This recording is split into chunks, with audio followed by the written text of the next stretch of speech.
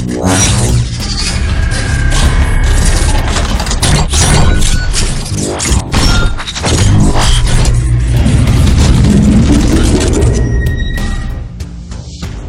Mobiles మీరు కొత్త mobile కొనాలనుకుంటున్నారా? Moeen mobiles. అయ్యో, మీ మొబైల్లో రిపేర్ వచ్చిందా? మోయిన్ మొబైల్స్.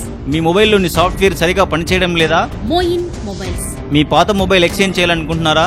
Moeen mobiles. మీకు కావాల్సిన accessories, sim cards, recharge cards, ఇలా మన నందికొట్కూరు మొబైల్స్ రంగంలోని ప్రశ్నలన్నింటికీ ఒకే సమాధానం. మోయిన్ మొబైల్స్. వివరాలకు సంప్రదించండి. Moin mobiles, shop number 4-1, Potti Sriramulu circle, KG road, Nandikotkur. Cell 9346817722 మరియు 8099660606.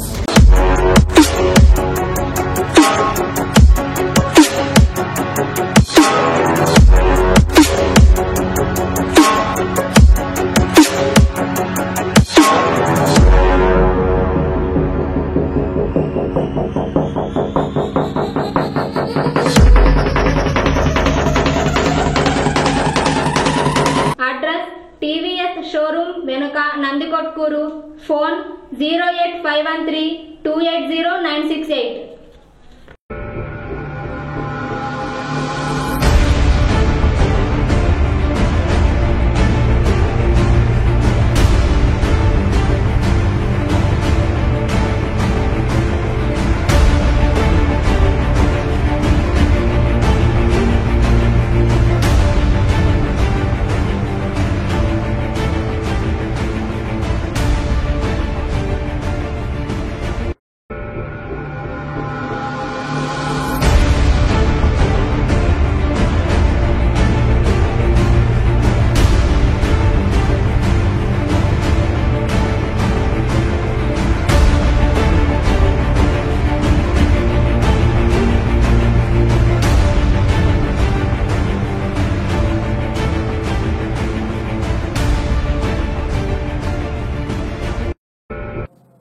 Welcome to NDK news. మన నందికొట్కూరు మన వార్తలకు స్వాగతం. ఈనాటి ముఖ్యాంశాలు.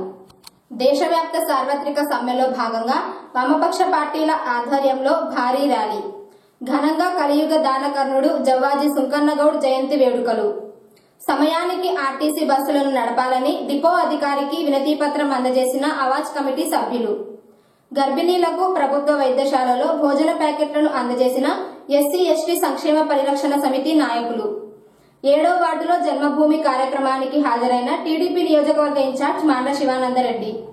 నరేంద్ర మోడీ అగ్రవర్ణాలకు 10% రిజర్వేషన్ కల్పించడం ఎన్నికల స్టంటేనన్న యూత్ కాంగ్రెస్ నాయకులు కాటపోగు మల్లికార్జున. యూత్ క్లబ్లకు క్రికెట్ కిట్లను పంపిణీ చేసిన టీడీపీ నియోజకవర్గ ఇన్ఛార్జ్ మాండ్ర శివానందరెడ్డి, ఎంపీపీ వీరం ప్రసాద్ రెడ్డి. దేశంలో బీజేపీ అధికారంలోకి వచ్చిన తర్వాత ప్రభుత్వ రంగాలన్నింటినీ ప్రైవేటీకరణ చేస్తూ కార్మికుల శ్రమను దోచుకుంటున్నారని ఏఐటీయూసీ, సిఐటియు, సిపిఐ, సిపిఎం నాయకులు అన్నారు. దేశవ్యాప్త సార్వత్రిక సమ్మెలో భాగంగా పట్టణంలో వామపక్ష పార్టీల ఆధ్వర్యంలో భారీ ర్యాలీ నిర్వహించి జైకిసాన్ పార్కులో సమావేశాన్ని నిర్వహించారు.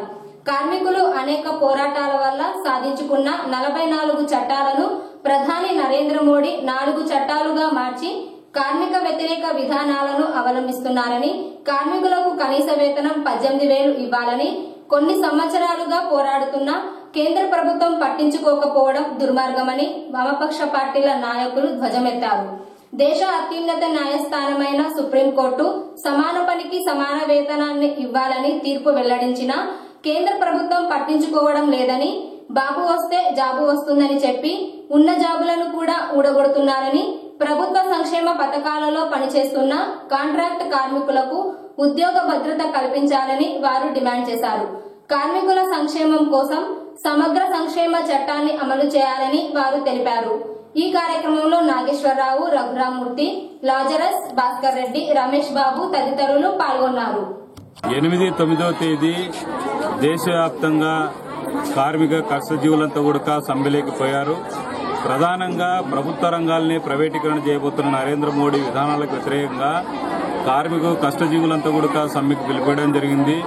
నరేంద్ర మోడీ ప్రభుత్వం వచ్చిన తర్వాత 2015-16లో 2 సార్లు కార్మికులు, ఉద్యోగులు సమ్మె చేసినప్పటికీ వారి హక్కులను చట్టాలను అమలు చేయకపోగా ఈ బ్రిటిష్ కాలం నాటి సాధించుకున్న కార్మిక వర్గం సాధించుకున్నటువంటి చట్టాలని నేటి పాలక ప్రభుత్వాలు నిర్వీర్యం చేస్తున్నాయి, రద్దు చేస్తున్నాయి.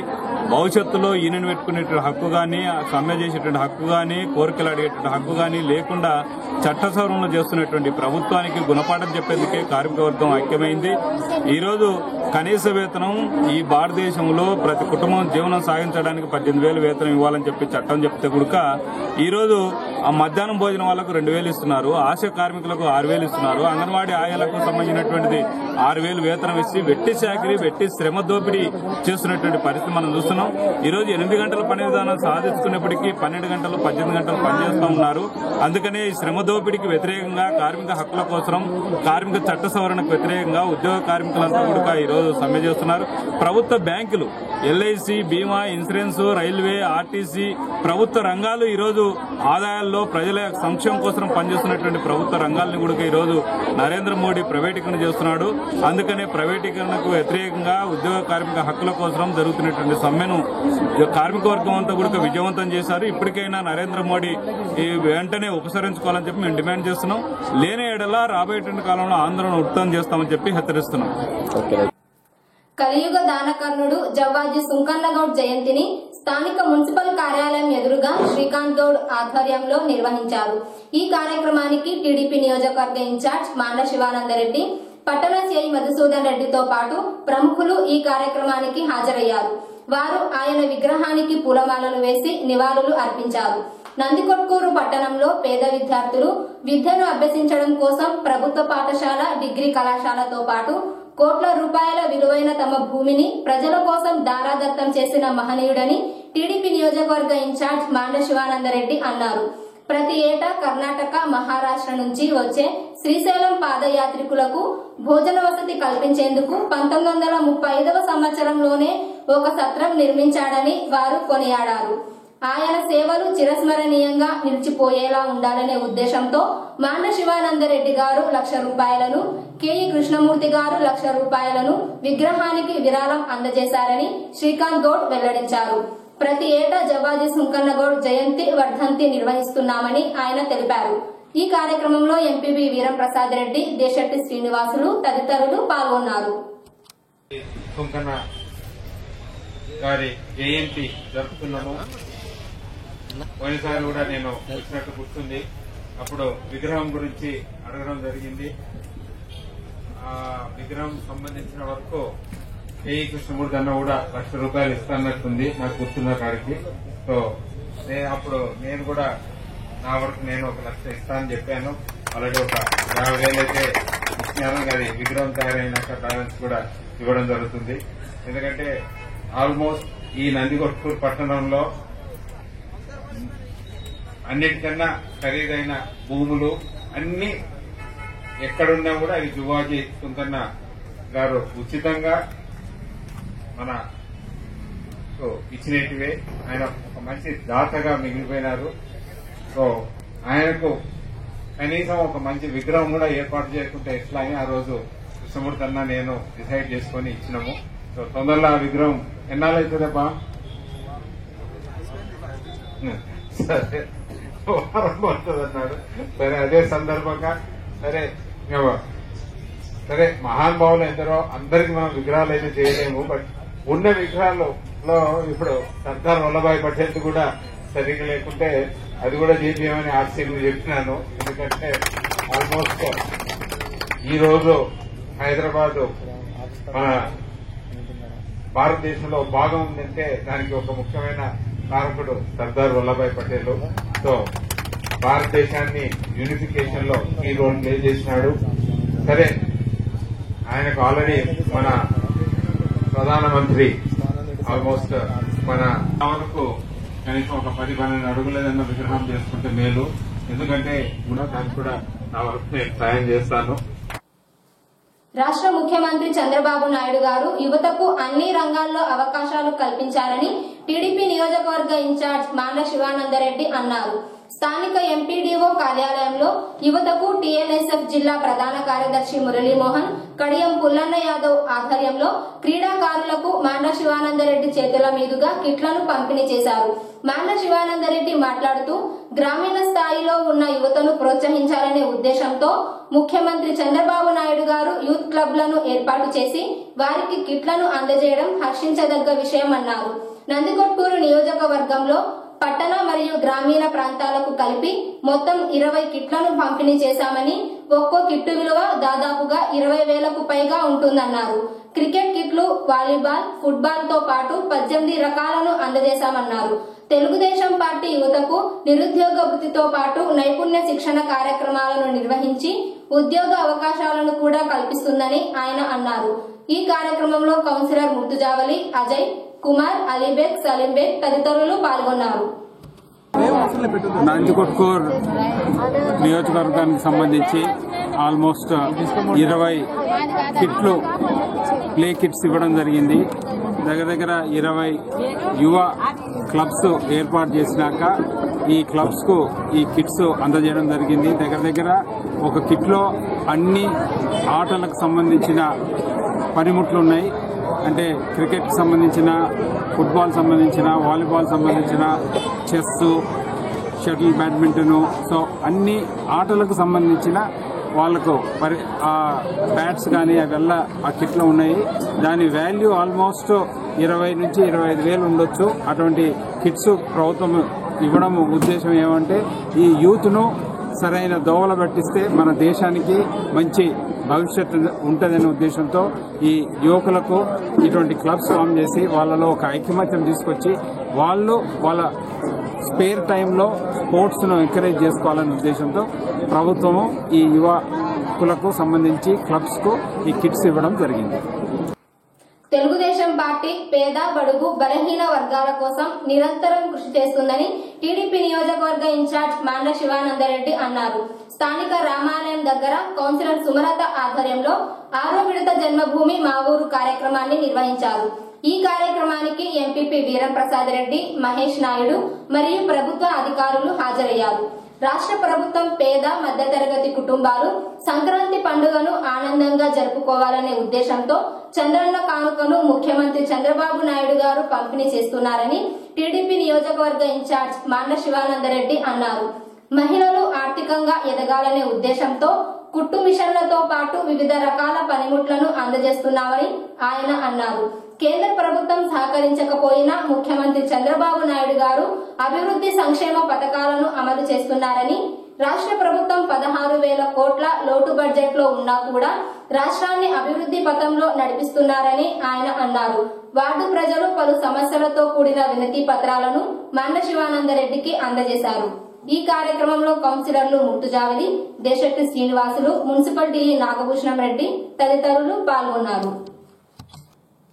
ప్రధానమంత్రి నరేంద్ర మోడీ అగ్రవర్ణాలకు 10% రిజర్వేషన్ కల్పించడం ఎన్నికల స్టంట్ అని నందికొట్కూరు యూత్ కాంగ్రెస్ అధ్యక్షులు కాటెపోగు మల్లికార్జున విమర్శించారు. స్థానిక బైరెడ్డి రాజశేఖర రెడ్డి స్వగృహంలో ఆయన మాట్లాడుతూ కేంద్ర ప్రభుత్వం గత 4.5 సంవత్సరాలుగా దేశ ప్రజలను జీఎస్టీ, నోట్ల రద్దు లాంటి ప్రజా వ్యతిరేక విధానాలను ప్రవేశపెట్టి తీవ్ర ఇబ్బందులకు గురి చేసిందని, ఒకవైపు దేశంలో దళితులపై దాడులు జరుపుతూ మరోవైపు అగ్రవర్ణాలకు 10% రిజర్వేషన్ కల్పించడంపై ఆంతర్యం ఏమిటో చెప్పాలని ఆయన డిమాండ్ చేశారు. ఆంధ్రప్రదేశ్ కు ప్రత్యేక హోదాతో పాటు విభజన హామీలన్నింటినీ అమలు చేస్తామని హామీ ఇచ్చిన బీజేపీ ప్రభుత్వం తీరా అధికారంలోకి వచ్చాక ఆ హామీలన్నింటినీ తుంగలో తొక్కిందని ఆయన ఆరోపించారు. దేశ ప్రజలకు న్యాయం జరగాలంటే కాంగ్రెస్ పార్టీతోనే సాధ్యమని, రాబోయే ఎన్నికల్లో కాంగ్రెస్ పార్టీ అధికారంలోకి వస్తుందని ఆయన ధీమా వ్యక్తం చేశారు. ఈ కార్యక్రమంలో జీవన్, యూత్ కాంగ్రెస్ నాయకులు, కార్యకర్తలు పాల్గొన్నారు. నరేంద్ర మోడీ పార్లమెంటులో అగ్రవర్ణాలకు 10% రిజర్వేషన్ కల్పిస్తూ చేసిన పరిణామం చాలా మంచిది. కానీ ఇది ప్రజలలో ఈరోజు ఎన్నికల స్టంట్గా ఈరోజు అభివర్ణిస్తున్నాము. కాంగ్రెస్ పార్టీ ఇది పివి నరసింహారావు ఉన్నప్పుడు అగ్రవర్ణాలకు 10%, రిజర్వేషన్ కల్పించాలని పివి నరసింహారావు ప్రధానమంత్రి ఉన్నప్పుడు తీసుకొచ్చిన సంగతి అందరికీ తెలిసిందే. కానీ ఈరోజు 4.5 సంవత్సరాలు అంటే ఆల్రెడీ ఆల్మోస్ట్ ప్రభుత్వం అయిపోయేటప్పుడు నరేంద్ర మోడీ ఈ ప్రకటన చేయడం రాజకీయాల వర్గాల్లో చాలా ఆసక్తిగా ఉంది. ఎందుకంటే నరేంద్ర మోడీ ఎంత కుట్రపూరితంగా ఈరోజు ప్రజలను మభ్యపెట్టదలుచుకున్నాడో అర్థమవుతుంది. ఈ 10% రిజర్వేషన్ అనేది ప్రజలను మభ్యపెట్టడమే తప్ప వాళ్లకు ఏ విధంగా ముప్పు పొందే విధంగా లేదని మా కాంగ్రెస్ పార్టీ తరఫున తెలియజేస్తున్నాము. ఈరోజు కాంగ్రెస్ పార్టీలో ఎంతో మంది బడుగు బలహీన వర్గాలు ఈరోజు అభివృద్ధి పథంలో నడుస్తున్నాయంటే కాంగ్రెస్ పార్టీ చేసిన సంక్షేమ పథకాల వల్ల. కానీ ఈరోజు బీజేపీ ప్రభుత్వము అలాంటివి విస్మరించి ఆంధ్రప్రదేశ్ను ప్రత్యేక హోదా ఇస్తానంటూ మభ్యపెట్టి ఈరోజు దళితులపై దాడులు జరుపుతూ అగ్రవర్ణాలకు 10% రిజర్వేషన్ కల్పిస్తామంటూ బూటకం మాటలు చెప్తూ పబ్బం గడుపుతున్న నరేంద్ర మోడీకి రాబో సార్వత్రిక ఎన్నికల్లో తగిన గుణపాఠం చెబుతూ ఆ పార్టీని చిత్తుగా ఓడిస్తూ దేశంలో నరేంద్ర మోడీని తరిమి కొడతామని యూత్ కాంగ్రెస్ తరఫున తెలియజేస్తున్నాను. నందికొట్కూరు ఆర్టీసీ డిపో అధికారులు సమయానికి బస్సులను నడపాలని అవాజ్ కమిటీ ఆధ్వర్యంలో ఆర్టీసీ అధికారులకు వినతి పత్రం అందజేశారు. ఈ సందర్భంగా అవాజ్ కమిటీ నాయకులు అబ్దుల్లా మాట్లాడుతూ ప్రభుత్వ పాఠశాలను అవాజ్ కమిటీ బృందం విద్యార్థులతో మాట్లాడమని, అయితే పాఠశాలలో అన్ని వసతులు ఉన్నాయి కానీ ఆర్టీసీ బస్సులు విద్యార్థుల పాఠశాలలు వదిలే సమయానికి ముందే గ్రామాలకు వెళ్లడం వల్ల విద్యార్థుల తీవ్ర ఇబ్బందులను గురవుతున్నారని తమ దృష్టికి రావడం వల్ల ఆర్టీసీ అధికారులకు వినతి పత్రం అందజేశామని అవాజ్ కమిటీ నాయకులు వెల్లడించారు. మిడ్తూరు మండలం కడుమూరు గ్రామంతో పాటు తదితర గ్రామాల నుండి పేద విద్యార్థులు చదువుకోవడానికి పట్టణానికి వస్తున్నారని, అయితే పాఠశాల వదిలే సమయానికి ముందే బస్సులు గ్రామాలకు వెళ్లడం వల్ల విద్యార్థులకు కష్టం అవుతుందని అధికారులు తెలిపామని అవాజ్ కమిటీ నాయకులు వెల్లడించారు. ఈ విషయంపై ఆర్టీసీ డిఎం మూర్తి మాట్లాడుతూ సంక్రాంతి తర్వాత బస్సు సమయంలో మార్పులు చేస్తామని తెలిపారు.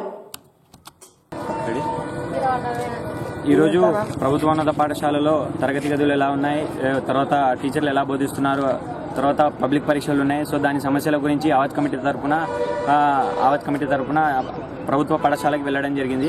కానీ విద్యార్థినులు అక్కడ బాగా చదువుకుంటున్నారు, మాకు అన్ని సదుపాయాలు అందుబాటులోనే, కాకపోతే బస్సు సమస్యలు ఉన్నాయని మా దృష్టికి తేవడం జరిగింది. సో మేము కూడా స్పందించి వాళ్ళ సమస్య ఏమంటే సాయంత్రం 4:45 నిమిషాలకు వాళ్ళ పాఠశాల అయిపోతుంది, కానీ కడుమూరు వెళ్లే బస్సులు 4:30కి ఉండడం ద్వారా వాళ్ళు సాయంత్రము ఒక పీరియడ్ని వదులుకోవాల్సి వస్తుంది. మాకు పబ్లిక్ పరీక్షలు దగ్గర ఉన్నాయి, ఇది నష్టపోతున్నాం మేము అని వాళ్ళు మా దృష్టికి తేవడంతో మేము కూడా రిప్రజెంట్ రాసుకుని అవాజ్ కమిటీ తరఫున డిపో మేనేజర్ గారికి ఇవ్వడం జరిగింది.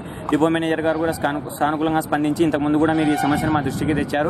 సో త్వరలోనే సంక్రాంతి సెలవుల తర్వాత మీ సమస్యను పరిష్కరిస్తాము.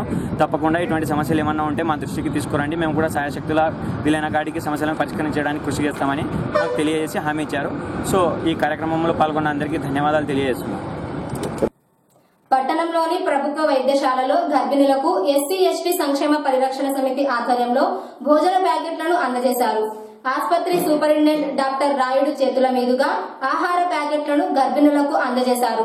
ఈ సందర్భంగా వారు మాట్లాడుతూ ప్రతి నెల 9వ తేదీన గర్భిణులకు స్కానింగ్ రక్త పరీక్షలతో పాటు అన్ని రకాల వైద్య పరీక్షలను ఉచితంగా నిర్వహిస్తామని, వివిధ గ్రామాల నుండి దాదాపుగా 150 మందికి పైగా ప్రభుత్వ ఆసుపత్రికి వస్తుంటారని, అయితే వైద్య పరీక్షలు సాయంత్రం వరకు అవడం వల్ల మధ్యాహ్న సమయంలో గర్భిణులు ఆకలితో ఇబ్బంది పడకూడదనే ఉద్దేశంతో ఎస్సీ ఎస్టీ సంక్షేమ పరిరక్షణ సమితి నాయకులు గర్భిణులకు ప్రతి నెల భోజన ప్యాకెట్లను అందజేయడం అభినందనీయమని, భవిష్యత్తులో కూడా ఈ కార్యక్రమాన్ని కొనసాగించాలని ఆయన కోరారు. ఈ కార్యక్రమంలో ఎస్సీ ఎస్టీ సంక్షేమ పరిరక్షణ సమితి నాయకులు కేవీ రమణ, ప్రసాద్, శ్రీకాంత్ గౌడ్ తదితరులు పాల్గొన్నారు. ఈ నెల మాదిరిగానే 9వ తేదీ మన నందికొట్కూరు ప్రభుత్వ ఆసుపత్రిలో ఉచితంగా రక్త పరీక్షలు మరియు స్కానింగ్ చేయడం జరుగుతుంది. ఈ యొక్క స్కానింగ్ సంబంధించి ప్రతి ఒక్కరూ కూడా ఉపయోగించుకోవాల్సిందిగా ఈ సందర్భంగా మీ అందరికీ తెలియజేస్తున్నాను. ప్రభుత్వము తల్లి బిడ్డలకు సంబంధించి వాళ్ళ పరిరక్షణకు సంబంధించి ఎన్నో పథకాలు ప్రవేశపెట్టింది. అత్యంత ప్రాధాన్యత ఈ యొక్క తల్లి మరణాలను బిడ్డ మరణాలను అరికట్టాలనే ఉద్దేశంతో ప్రభుత్వ ఆసుపత్రుల్లో ప్రసవాలు సంఖ్య పెంచాలనే ఉద్దేశంతో అనేకమైన పథకాలున్నాయి. ఈ పథకాలన్నీ కూడా ప్రజలు సద్వినియోగం చేసుకోవాలని ఈ సందర్భంగా నేను తెలియజేస్తున్నాను. ముఖ్యంగా ప్రతి గర్భిణి ప్రభుత్వ ఆసుపత్రిలో చేరినప్పటి నుండి వారు ఇక్కడ ప్రసవమైన తర్వాత జననీ సురక్ష యోజన పథకం ద్వారా మనము 1000 రూపాయలు ఇవ్వడం జరుగుతుంది. అంతేకాకుండా వారికి తల్లి బిడ్డ ఎక్స్ప్రెస్ ద్వారా ఇంటి దగ్గర వాళ్ళను మన ఆసుపత్రి నుండి ఇంటి వరకు వాళ్ళను ఉచితంగా ఈ యొక్క తల్లి బిడ్డ ఎక్స్ప్రెస్ ద్వారా ఉచిత రవాణా సౌకర్యాన్ని కూడా ప్రభుత్వం ఏర్పాటు చేయడం జరిగింది. బిడ్డకు సంబంధించి అన్ని టీకాలు ప్రభుత్వ ఆసుపత్రుల్లోనే లభ్యమవుతాయి. ప్రైవేట్ హాస్పిటల్లో నీకు సౌకర్యాలు ఒకవేళ మెరుగ్గా ఉన్నా వ్యాక్సిన్స్ కానీ ఇట్లాంటివి సదుపాయాలు ఉండవు. అంతేకాకుండా ప్రైవేట్ హాస్పిటల్లో మామూలు కాల్ పైన కూడా 10,000 పైన ఖర్చు చేసుకోవాల్సిన పరిస్థితి ఉంది నేడు. ఆ ఖర్చులు చేసుకోవాల్సిన అవసరం లేదు. ప్రభుత్వ ఆసుపత్రులకు మెరుగైన వసతులు కల్పిస్తుంది కాబట్టి ప్రతి ఒక్కరూ కూడా ఈ అవకాశాన్ని సద్వినియోగం చేయాలని నేను మనవి చేస్తున్నా. ఈరోజు మన నందికొట్కూరు నియోజకవర్గ ఎస్సీ ఎస్టీ సంక్షేమ పరిరక్షణ సమితి వారు ఇక్కడికి వచ్చిన గర్భవతులందరికీ ఉచితంగా భోజనం ప్యాకెట్లు పంపిణీ చేయడం నిజంగా వారిని అభినందించవలసిన విషయం. అంతేకాకుండా నగర అభివృద్ది కమిటీ వారు కూడా ఎంతో ప్రోత్సహించి ప్రజలకు వైద్య సేవల్లో వాళ్ళ సహకారము ఎప్పుడు ఉండాలని ఈ సందర్భంగా తెలియజేస్తున్నాను. వారిని కూడా ప్రత్యేకంగా అభినందనలు తెలియజేస్తూ వారి సహకారము సహాయము ఎప్పుడూ మన ప్రభుత్వ ఆసుపత్రికి ఉండాలని మనవి చేస్తూ విరమిస్తున్నాను. మరి డాక్టర్ గాళ్లకు మేము తెలియజేస్తున్నాం. ఏదేమైనా కూడా మా వంతు సహకారంగా ఇక్కడ ప్రభుత్వ ఆసుపత్రిలో జరిగినటువంటి అభివృద్ధి కార్యక్రమాలు అయితేనేమి, సో డాక్టర్ గారు వాళ్ళందరూ కలిసి చూస్తున్న ప్రతి ఒక్క డిపార్ట్మెంట్కి సంబంధించి అందరూ కలిసి ఏ డిపార్ట్మెంట్కి సంబంధించి అయినా కానీ అది ఈ మధ్య కాలంలో చాలా అభివృద్ధి చెందిందని చెప్పి మేము గ్రామంలో మేము వింటున్నాం. అంతేకాకుండా ఇక్కడ జరిగినటువంటి ఏ అభివృద్ధి విషయం పట్ల అయితేనేమి, పేషెంట్ల విషయం అయితేనేమి వారికి మా సహకారం ఇచ్చేసి ఏదైనా లోటు జరిగినా కూడా మా వంతు సహకారంగా మా సంక్షేమ పరిరక్షణ సమితి ఆధ్వర్యంలో ఏ లోటు జరిగినా దానికి సార్ వారికి, తర్వాత రాయుడు సార్ గారికి, ఇక్కడ జరిగిన ఉన్నటువంటి డాక్టర్ గారు అందరికీ మేము సహకారం ఇస్తామని చెప్పేసి అని మాకు ఈ తోడ్పాటు అందించినందుకు సార్ వారికి నమస్కారం చేస్తూ తెలియజేస్తాం. ఇవి ఈనాటి నందికొట్కూరు నియోజకవర్గంలోని వార్తా విశేషాలు. మరిన్ని తాజా వార్తలకై రేపటి బులెటిన్లో కలుద్దాం. ధన్యవాదాలు.